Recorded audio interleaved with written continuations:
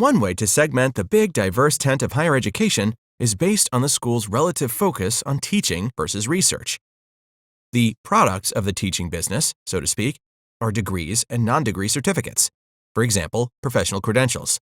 The standard degrees are associate, a 2-year degree, baccalaureate, or bachelor's, commonly a 4-year degree, master's, a graduate degree with less research focus, and doctoral degrees, a graduate degree commonly centered on research.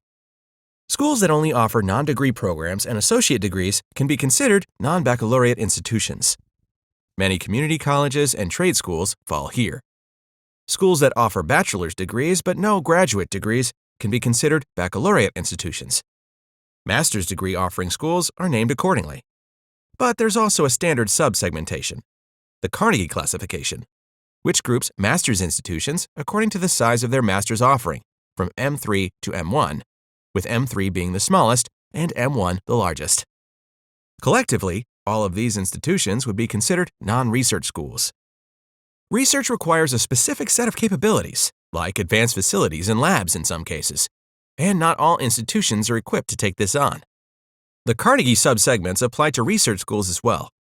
R3 schools have smaller research budgets and smaller doctoral programs, whereas R1 schools have the largest.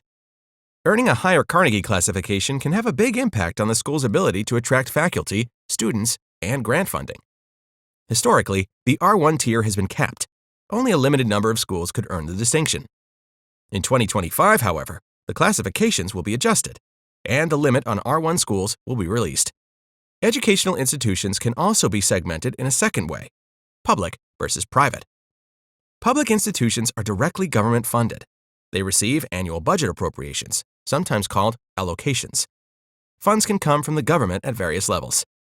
State institutions largely receive state-level appropriations, while community colleges, like county or city colleges, receive both state and local appropriations.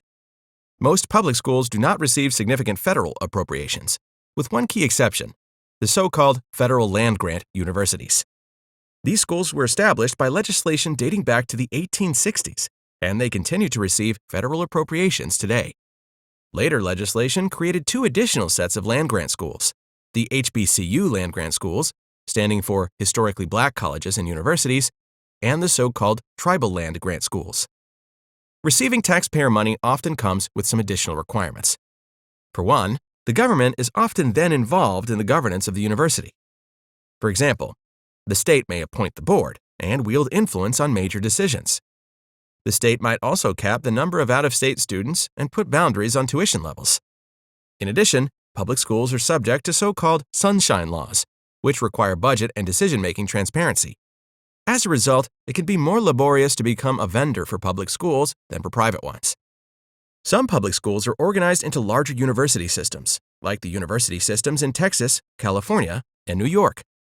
These are massive entities. The Texas system runs 9 independent schools and 5 independent hospital systems, together generating more than $20 billion of revenue. While the individual schools run independently, with separate leadership, some resources can be shared, and more profitable entities, like the hospitals, can help offset less profitable ones. Private institutions are self-governed and, for the most part, not directly funded via appropriations, though there are exceptions. They typically charge higher tuition as a result. Most private institutions are nonprofit. There are, however, for-profit private institutions. These are very different organizations and function more like businesses, with a focus on part-time or flexibly scheduled degree programs.